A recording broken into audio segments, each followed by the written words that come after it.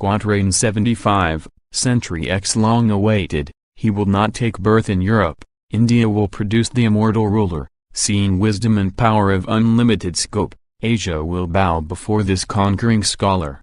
As if this were not a sufficient warning to fanatics, Nostradamus makes his meaning still more explicit in the following, Quatrain 96, Century X the religion of the name of the seas triumphs, against the fanatics of the Caliph Sadalot, the murderous creed of the false Aelfs, between the Hindus and Christians will be caught.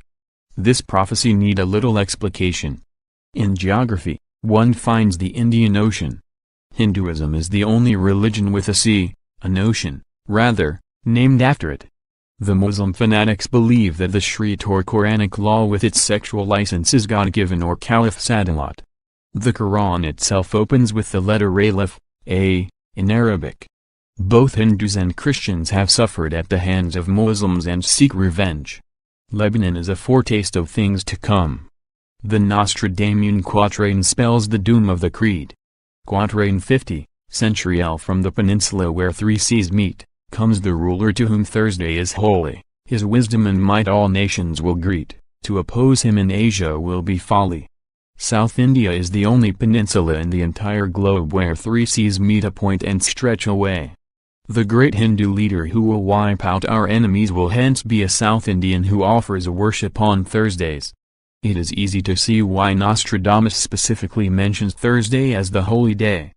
It is only Hindus who consider Thursday sacred. Muslims pray on Friday, Jews bow before God on Saturday, Christians bawl hymns on Sunday at church. Nostradamus is making it clear here that the conqueror will be a Hindu from South India. He will bind Asia together under his rule. The Hindu leader, however, will not be a tyrant. He will be ruthless with the Muslim fanatics.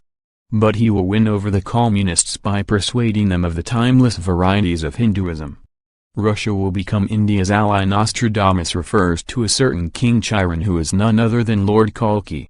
Nostradamus in the prophecies has mentioned a world leader called Chyren who will establish his rule over the entire world.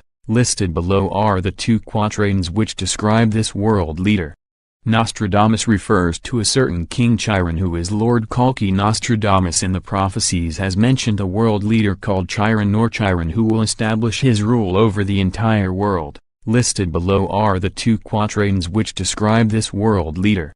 The great Chyren will be chief of the world, plus ultra behind, loved, feared, dreaded, his fame and praise will go beyond the heavens. And he be more satisfied with the title of victor. This is a unique quatrain which describes a world leader as the chief of the world. Such a description has been used for the first time to describe a leader. There have been in the history of mankind numerous powerful leaders, but none can qualify as being called the chief of the world. This is also substantiated by the Bible prophecy on Kalki avatar. The key to this quatrain is the term plus ultra or plus ultra, which means nothing further beyond comma. There can be nothing beyond or greater than an avatar of God. This leader will prove this to the world, and after this he will be loved and feared at the same time and will gain fame the like of which no one has experienced before him.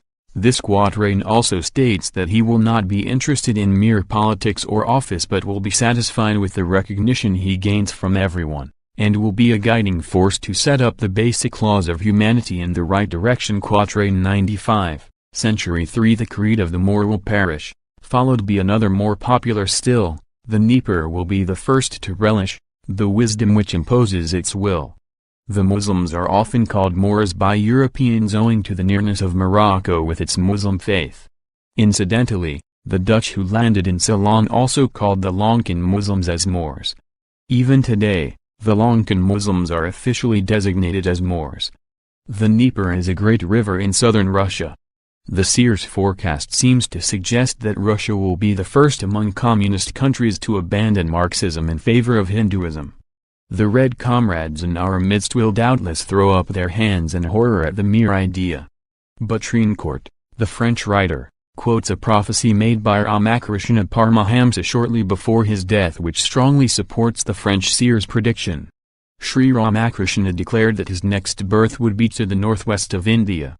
In other words, he will be reborn in Russia as a Hindu holy man. Communism is certainly a more popular creed than Islam.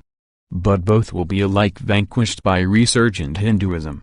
Russia will be greatly benefited by its alliance with the Hindu Rashtra. Nostradamus describes Russia's good fortune, Quatrain 26, century v. The Slavic folk will be on the winning side, and rise to the highest point. They cast off their paltry ideological guide, the mountain army crosses the sea in an expedition joined. As the Hindu troops sweep through the Middle East avenging former wrongs, the Russian army in the Caucasus Mountains will link up with them. The paltry ideological guide who will be abandoned is Karl Marx. The sea to be crossed is either the Mediterranean or the Black Sea. Let us now return to the Hindu Holy War. Quatrain 59, century 3. The empire of Islam by Hindus overthrown, the majority of Muslims will succumb to radioactive fallout by India blown, making Muhammad forever silent and numb. After the destruction, annihilation would be the exact word, of Islamic power, the Hindu leader will march on the Europe. Both Egypt and Israel will rally to his standard. The Hindu leader with Hebrew leaning, marches on Rome and its allies, his ships sail from Libyan mooring, the Bible-chanting clergy dies. This tremendous onslaught will be bloody. In yet another forecast Nostradamus remarks that the Hindu army will lose 2,50,000 men. But victory will be attained. It will be decisive. Presage 40. Rome of 7 hills hit by calamities quick, storm, deluge, epidemic and consuming fire, the Hindus give Europe a colossal kick, and conquer it with revengeful ire. The atrocities and fraudulent conversions by Christian missionaries will thus be avenged in the total destruction of Rome. The Pope and his canting clergy will seek refuge in Paris. They will be assisted by a Scottish leader who is called Hadrian in the centuries. This is a reference to Hadrian's wall to isolate Scotland built by the Roman Emperor Hadrian, 1,800 years ago. Hitherto there has been no mention of America in this narrative. Nostradamus mentions it by name only once.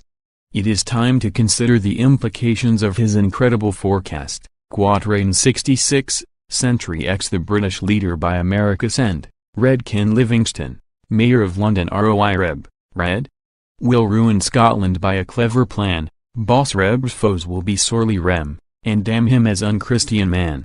It has been already noted that the Scottish leader nicknamed Hadrian will join hands with the Pope against the Hindus. Amazingly, the United States will side with India in the war. The Americans will nominate a leader in London who is intriguingly called Boss Reb.